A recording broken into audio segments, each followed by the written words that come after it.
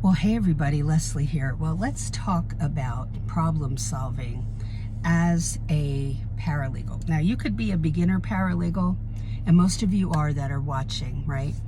And I can tell you that even as a beginner paralegal, you can solve problems for the attorney. Now, this one has nothing to do with a case or how to manage a case or any of this, or do, create a document. Nothing to do with that at all. But it took life experience that I already had in managing people. And you don't have to have been a manager of people to do this.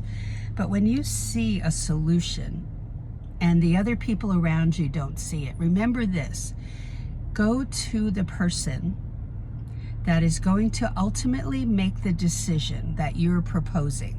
Okay, so here's an example. I frankly had, I was tired of the way they set up the whole thing with all the staffers answering the phone, all of us. And we would take turns, like the phone would ring, and we're all in different places in the law firm. And sometimes we would try to avoid answering the phone, and we were all playing that game.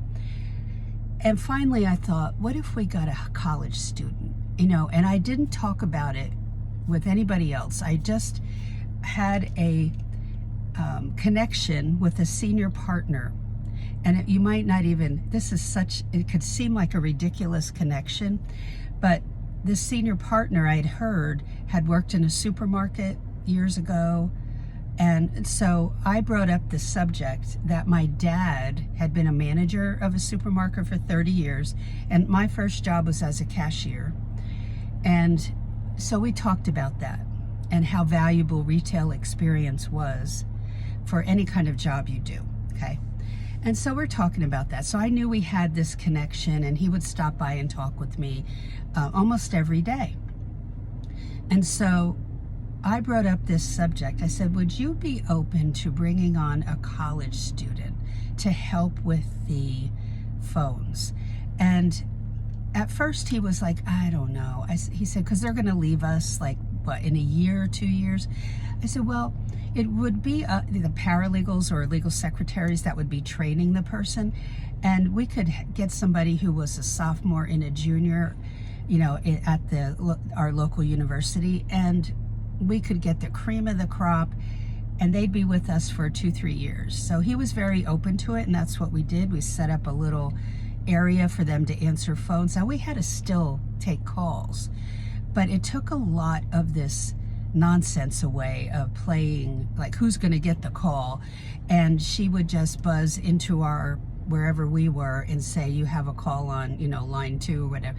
It really helped. And one of the reasons I was trying not to answer as many of the calls, and everybody else was on board with this who were answering calls, was because you would be really focused on something and trying to come up with a solution and think through an intricate issue within a case. And then the phone would ring and it'd take you off that. Now you've got to get back into that headspace. And this gave us more time to get creation of documents done, filing done, and it just bought us some more time. And that's what I was after. So don't discount the fact that you can offer solutions. But my recommendation is that you establish a connection with the person who makes the decisions. I did not talk to the office manager. I didn't talk to the other staffers who would be around. They might go around like this and kibosh the whole thing. I saved it for the person that could actually say yes or no. And I talked to the senior partner. So try to establish relationships like that. Take your time. And if you see issues that need to be solved, establish that connection first. Don't go in like gangbusters first week on the job and start going, this is terrible. This needs to be changed. That's chronically complaining. That's just a whiner.